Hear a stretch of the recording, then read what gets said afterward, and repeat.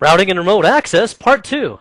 In this nugget, we continue our discussion of routing and remote access, and this is Part 2. We'll start off with a look at client configuration. I mean, you can set up the server all you want, but unless the client configuration matches or is compatible with what you're trying to dial into, you're not going to get anywhere. So we'll take a look at the client configuration as well as some issues relating to the remote access server's default gateway, and that might really cause some problems with your dial-in connections there. We'll take a look at those. We'll also take a look at port configuration. That's going to especially be important when we look at how to configure PPTP port filtering, and we'll look at that also in a context of being able to set that up for your own firewall when you filter those ports. So you can filter which ports you want, which IP addresses you want, inbound and outbound. And we'll take a look at the domain functional level. Now that might sound like it's an Active Directory topic. What are we talking about DFL for here?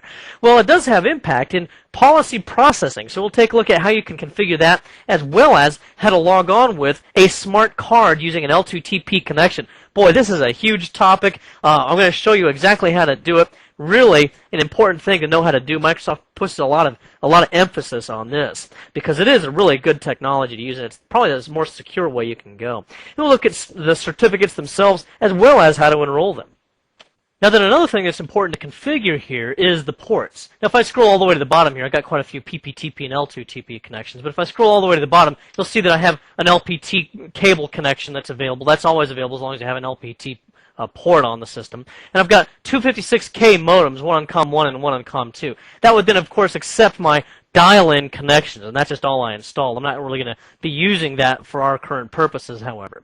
And the reason for that is because most of the demonstrations I'm going to show on actually making connections, I'm going to do over a VPN. And for most of the functions we're going to use, it doesn't matter whether it's a dial-up or a VPN connection. They actually do have quite a few things in common. So let's go ahead and take a look at making a connection using my client over here. I've just got a client called VPN 100.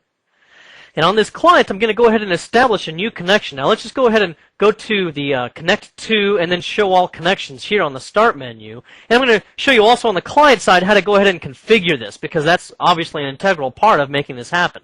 So over to the left there, you saw me just click on Create New Connection, and I just click on Next to start the wizard. And I'm going to use a VPN connection, so I'll select this second option, and I'll go ahead and click on Next. And then I'll choose it to be a VPN connection and Next. And then I'll just enter in the name of the company. This doesn't really matter what you type in here, as long as it's intuitive to you. I'll just call it DC Nugget 1 connection or something like that.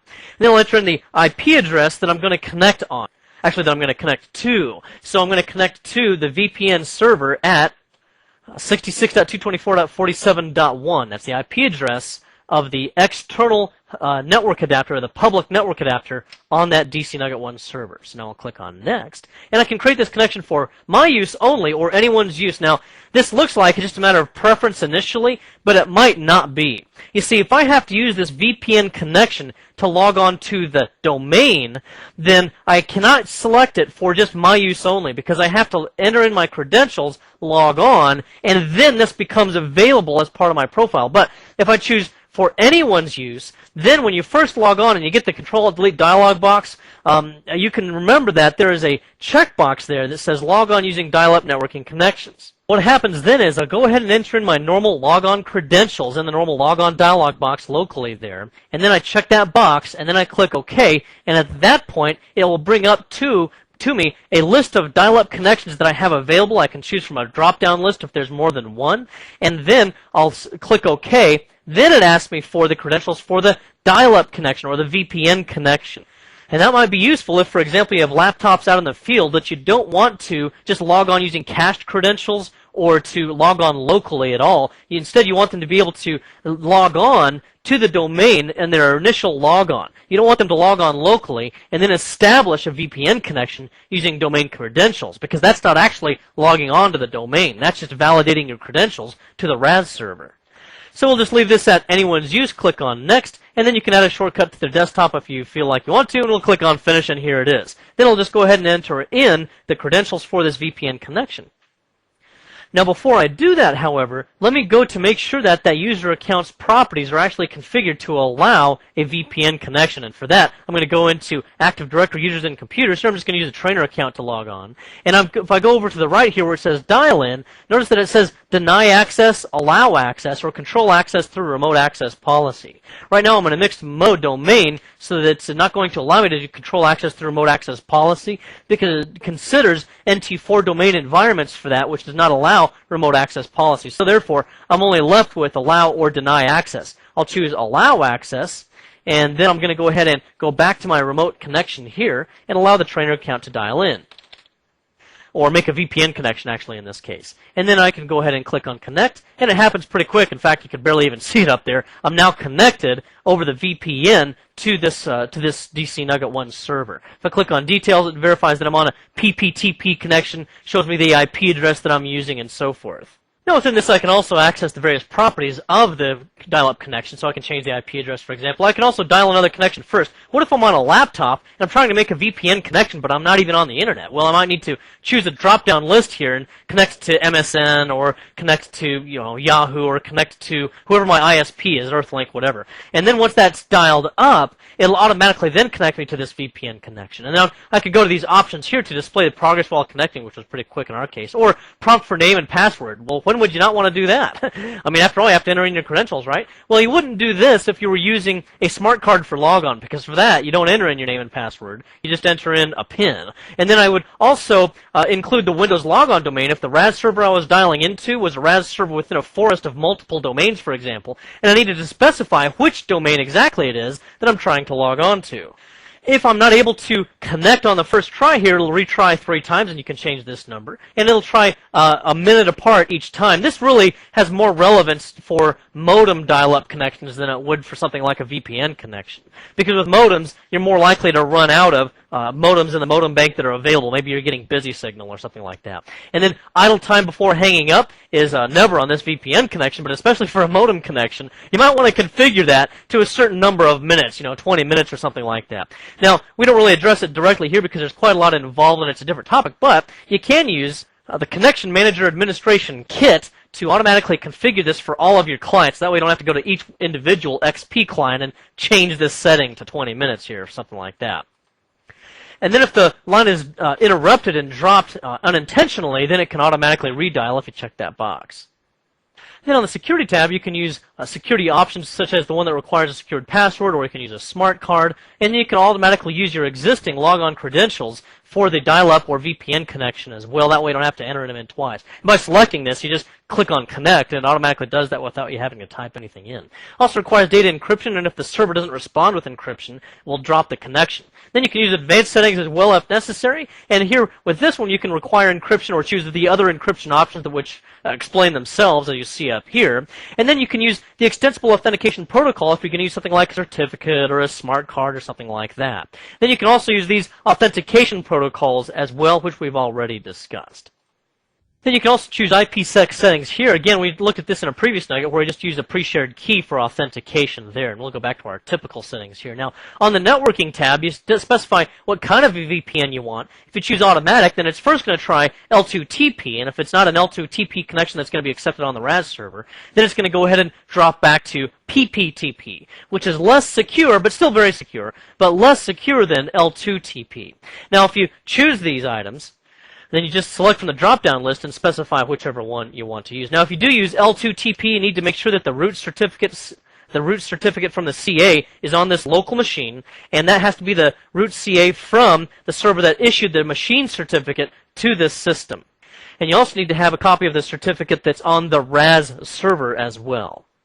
And then in our settings here, you can use these 2 checkboxes, which we've already discussed previously. And then what's of interest here would be the Negotiate Multi-Link. This is not really for multiple modems to connect to the RAS server to increase your bandwidth. This has to do with separation of high and low priority channels over a single link, and it could improve your audio quality if audio is important to the connection. And then the rest of this is just ordinary network properties. You know what, as I think about it, there is one other thing I should show you there in those networking properties. So let's go to take a look at that, where we look at the TCP/IP properties and go to the advanced button, and here's where a big issue is. The checkbox says use default gateway on remote network. That can really ruin your day, depending on your circumstances on your network connections. Let me show you why. Here I've got a laptop, and maybe I'm out at some remote office in Yuma, Arizona, where it's like 120 degrees in the summertime, and I'm baking in this hotel room at the Motel 6. And I've got a 56K modem, but I'm connecting to the internet through their phone lines there at the Motel 6, and the phone line might not be very clear, so I'm only getting a 16K connection or something like that. So it's pretty painfully slow, but that's okay. I can deal with it. Now, while I'm connected there, I realize, I forgot to check email back at the office, and I need to check the email back at this satellite office, which has a 56K link to the internet. Okay, 56K internet link here, because we're really cheap over there.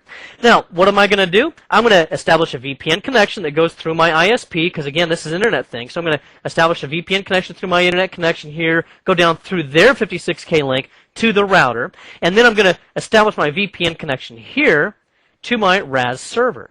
Now, once I've done that, how am I going to do anything else? Now, let's say I check an email back in this network, and I get an email from eBay, and it says, click the link below. You've just been outbid on the Lord of the Rings action figures. Oh, no.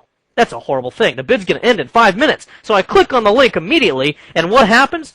Well, because of that checkbox that uses the default gateway on this network here instead, then what's going to happen is it's going to use whatever its circuitous route gets out to the internet. So maybe our default gateway is maybe a proxy server, and the proxy server processes the transaction, and it sends it out to this router, and then the router in turn goes out to the internet through this 56K WAN link. Well, somebody else here in the office is downloading a whole bunch of MP3 files over this 56K WAN link, so we're really congested and really choked down on this 56K link. Now I'm only getting about 2K worth of bandwidth out of this thing. So even though I've got a 16K link directly to the internet, I'm not going to go to eBay by going to this ISP's router and then directly to eBay. No, instead, I've got to go through this circuitous route down to this router, through the RAS server, to this proxy server, from the proxy server to the internet, and then retrieve the web pages, back through the router, back through the proxy server, back through the RAS server, back through the router again, back out here to the ISP, and then down to this laptop, and I'm going to lose that bid. Not that it's that important to me. I mean, it's not for me. The action figures aren't for me. They're for my kids. They need them. Okay, so anyway, you can see how this could really cause a problem just by giving us this little checkbox. And if you're into that kind of thing, be sure you clear that, and you're going to be glad you did.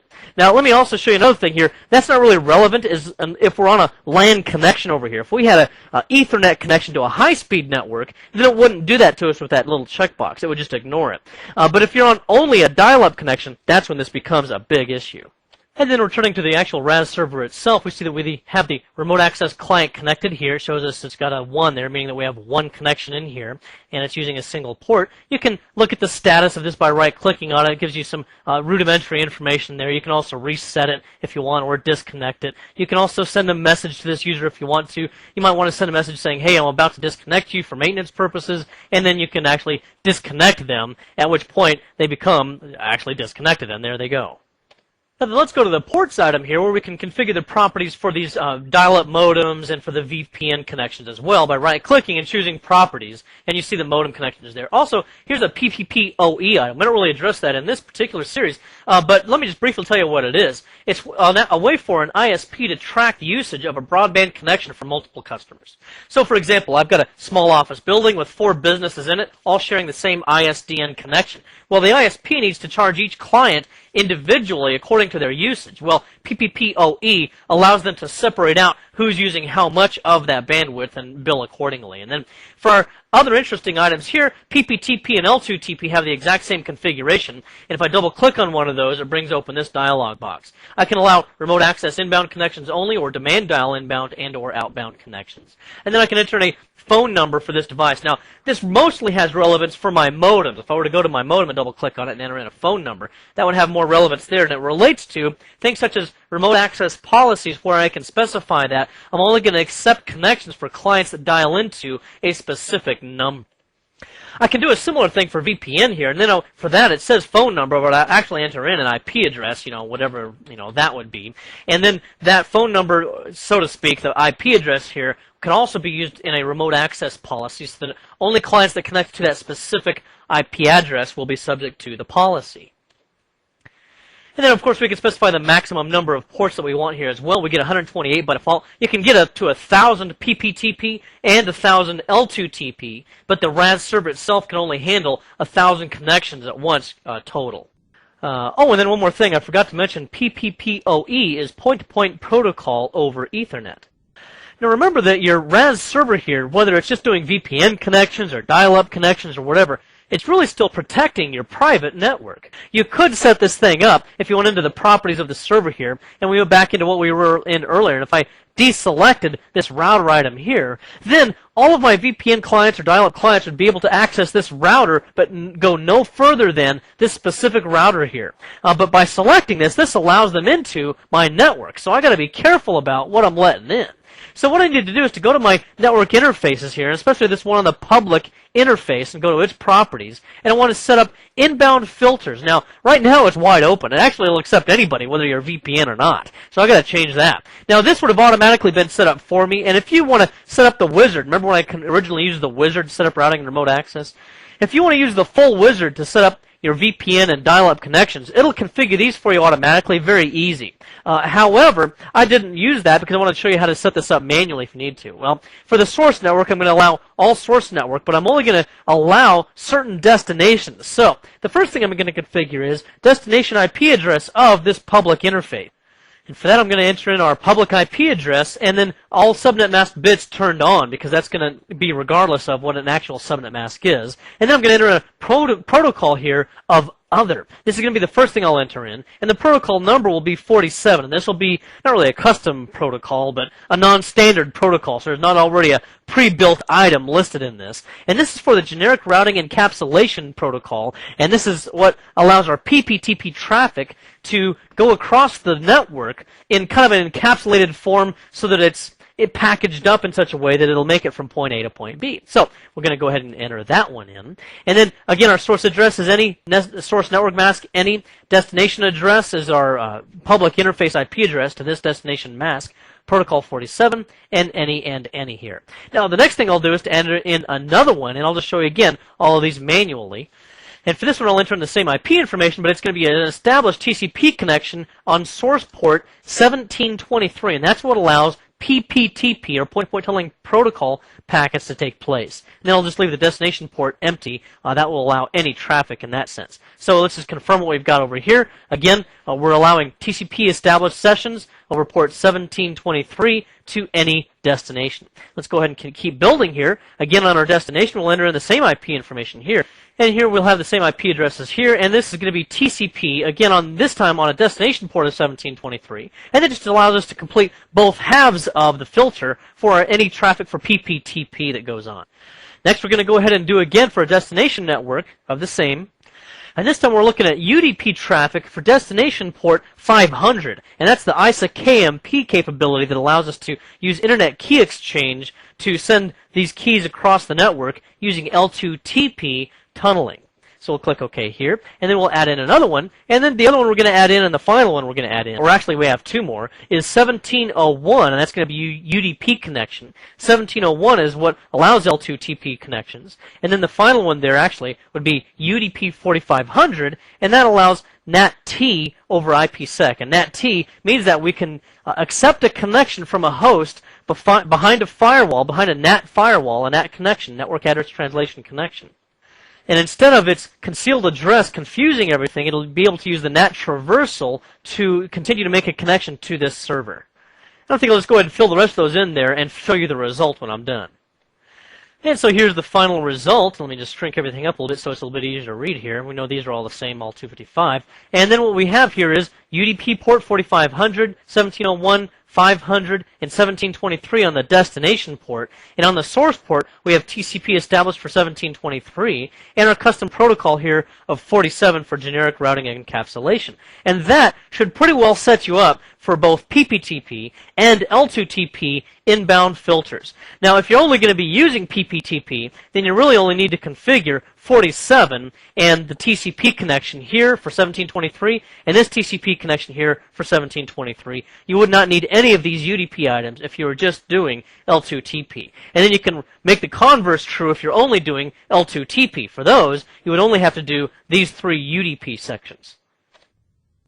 And then possibly most important of all, do not receive all packets except those that meet these criteria. We want to drop all packets except those that meet this specific criteria. And now only this PPTP or L2TP traffic will be accepted. Now then, all that stuff I just did for inbound filters here, we're going to do the same thing for outbound filters, except that it's going to be all opposites. Like my kids, they come home from school someday and they say, today was opposite day. I hate you, Daddy. Okay, well, thank you very much. That actually means I love you, Daddy, all right? So anyway, we're going to have opposite day here when we go to the outbound filters. So instead of having source address of any, it's going to be source address of the destination in this case. So 66.224.47.1. So just flip all of these things around here, and then on the opposite end of this, just make all these reversed. If UDP is on the source port of any for the inbound filter, on the outbound filter, it's going to be a UDP of 1701 for the source port. And so I don't make that too confusing. Let's just go to the outbound filters where offline I've already configured this to drop all packets except for those that meet this criteria. And here we have the source address. Again, instead of any, it's this IP address and source network mask. And then all of these are flipped around compared to what I did for the inbound filters. And you can just look at those here and make a note of these as well if you like. So that's pretty much all there is to it. Again, just make sure you're dropping instead of accepting all traffic or transmitting all packets except those that meet these criteria, because we want to accept these packets for our VPN connections. And also maybe you want to configure inbound and or outbound filters for various kinds of applications that you're using. Maybe you only want to allow TCP port 5587 to be used for a specific application, but you want that application to be able to connect through this network. Well, you would configure that then. So whatever your needs are for these inbound or outbound filters, go ahead and configure them as necessary.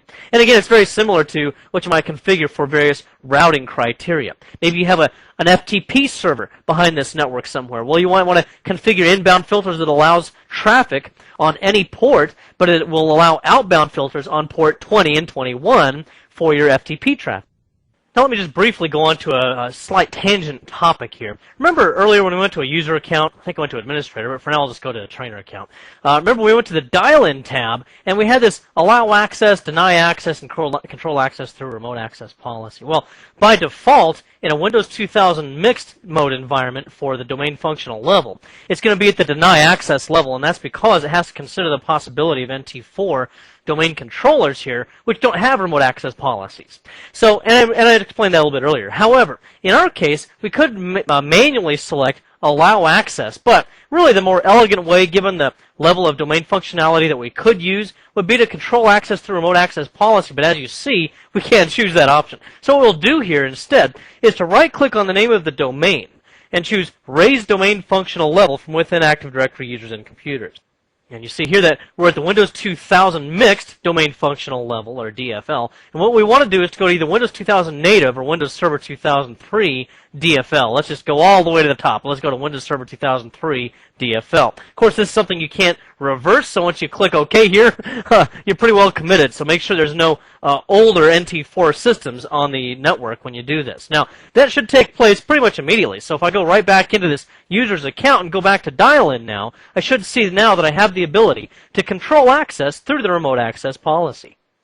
Alright, now here I've logged onto a Windows XP computer to talk a little bit more about using L2TP and IPsec to log on using smart cards. I mean, everybody I talk to always says, hey, smart cards are the way to go for VPN connections. You just use L2TP and everything's great. Can't be more secure than that, right? But nobody ever tells you how to do it, and finding information on a step-by-step basis on how to actually make these connections work is going on a bug hunt. And frankly, it can be a little bit baffling, and there's a lot of troubleshooting steps that you can have to take along the way. So what I'm going to do is just show you how to do this from the beginning to the end. First of all, make sure that you have a certificate authority already installed and configured, and you need to use an enterprise CA so that it can interoperate with Active Directory, and use Kerberos to authenticate whoever's recipient of the various certificates that are going to be issued. At least that's the best way to do this within an Active Directory environment. And you can have, of course, subordinate certificate authorities and so forth underneath that, subordinate enterprise CAs, but at least you have to have enterprise CA of some kind in the kind of a scenario we're going to present.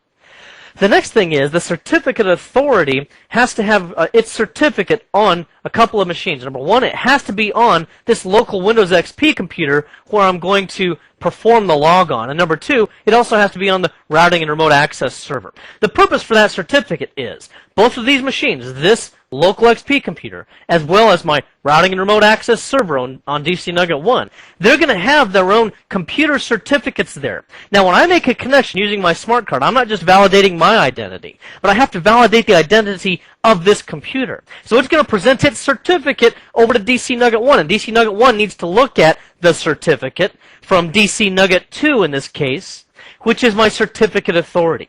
And using that certificate, it'll identify that, yeah, I am presenting a valid certificate from this Windows XP machine when I'm attempting to perform that logon. And then it does mutual authentication. Because DC Nugget 1 is going to put a ticket over to me, and it's going to try to claim that it's a valid certificate from DC Nugget 1. Well, I'm going to use the certificate from the Enterprise CA, again, DC Nugget 2's certificate, to validate that indeed DC Nugget 1 is who it says it is. Now, those certificates that we're talking about there, you can install those manually if you want to. You can export certificates and then import them on other machines and all that kind of stuff. But in a big enterprise, that's totally impractical. But it would be better to use a group policy object to do that for you instead, and I'll show you how to do that a little bit later on. But for the time being, let's go ahead and create, first of all, a connection. So I'm going to go to Connect To and Show All Connections so that I can create a new dial-up, or actually a VPN connection here, and you've seen me do this before. So I'm going to kind of quickly go through creating a VPN connection. The only thing that's new here is this, where it's going to go ahead and show me in just a moment. I'll just call this DC Nugget 1 is the company name. It's going to show me in just a moment that I can use a smart card. And I'm just going to connect to 10.10.10.20 on there. Here's the option to use a smart card. This will only appear if you actually have a smart card installed. You can see a little client piece down here that shows that I do have a Gem Plus smart card reader installed here, and then we'll go ahead and click on Next. And I'll just leave it for my use only, and I'll put a shortcut on the desktop to make this all easy to get to, and I'll just cancel this for now because it immediately tries to make that connection. Now what I'm going to do here is I'm going to actually go to the properties of that connection so that we can get some context for what kinds of things it's going to be doing here. So we'll right-click on this connection and choose Properties. And then going here, we'll go to the Security tab where we see that because of the wizard, it is using the smart card as opposed to a secured password here. And then what I want to show you here also is if you can't connect with the smart card and you're trying to troubleshoot this thing, then go ahead and choose the IPsec settings here and put a pre-shared key in here as well as on the RRAS server, and then see if you can connect. And if that's the case, then you don't have trouble with IPsec. You probably have problems with the certificates that are on your system or the certificates that are on the RRAS server.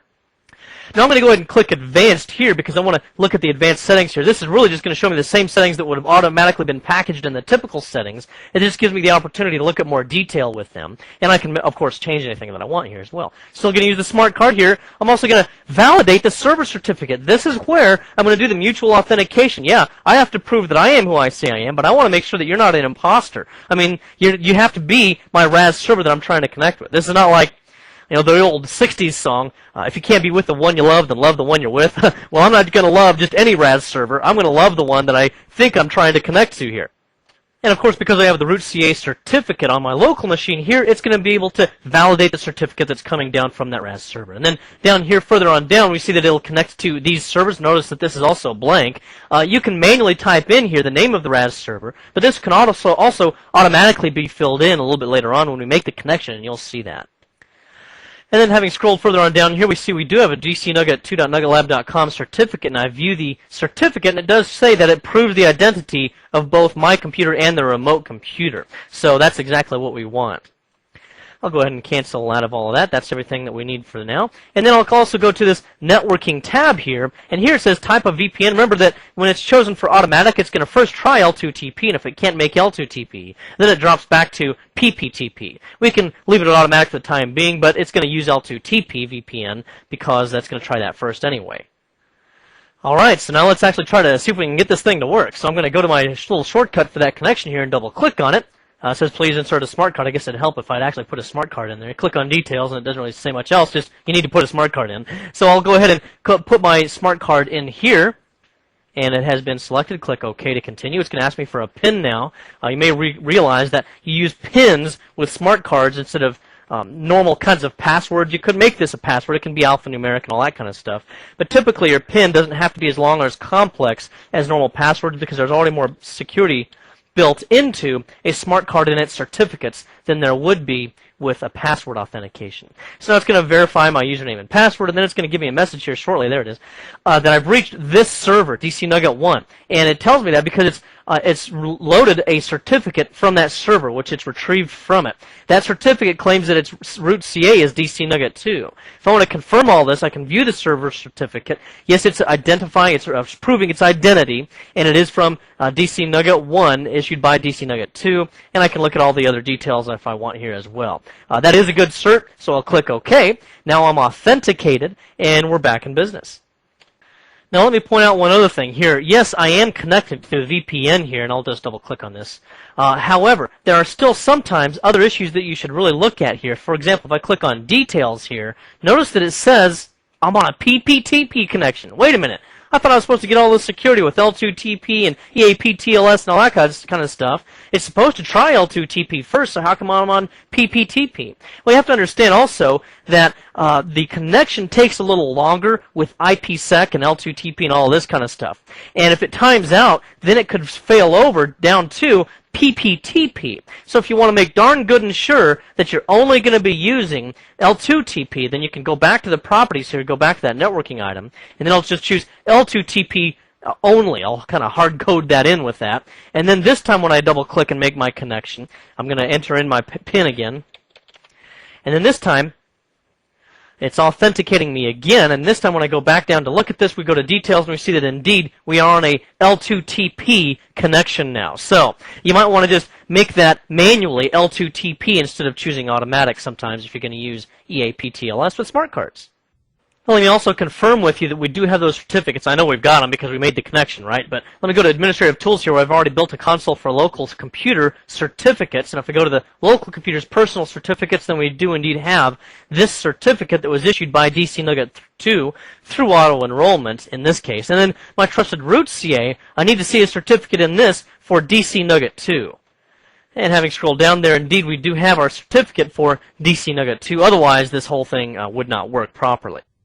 Now, instead of manually installing the certificate on that system, I can go to a policy here under Smart Card Users, which is just an OU that I created. Go to whichever OU applies to your purposes. And go to the properties here, go to Group Policy, where I've created a policy called Certificates, and I'll just edit this. And then what you want to do is to browse your way down under Computer Configuration to Windows Settings, Security Settings, and then you'll go down here to Public Key Policies, and then you'll go down to Automatic Certificate Request Settings, and you'll enter in a certificate request for the computer. And you'll just right-click here, choose New Automatic Certificate Request, hit Next, and then choose Computer, and then Next, and then Finish. And I've already done that, so I'm going to click on Cancel. But that's what allows you to get automatic certificate enrollment with your computer certificates. And then your Trusted Root CA, just enter in the Trusted Root CA here as well. You just right-click here, All Tasks, and then you can import. Now, in order to import, you first have to export that certificate, and I've gone ahead and done that in a previous time, and I put that on a location that was easily accessible to this system, which was right here. So I exported from DC Nugget 2 a certificate to a commonly accessible location so that I could find it. And then I just next finished and imported the certificate here, and that's what allowed it then to automatically be installed on any of the clients that are subject to this policy under Smart Card Users Group Policy Object. Now here we're back in Routing and Remote Access, and here I've gone to Routing and Remote Access Policies, which we'll cover in quite a lot more detail shortly here, but for remote access with smart cards and EAP-TLS with L2TP connections, I just want to go show you some details specific to those types of connections, so I double-clicked there.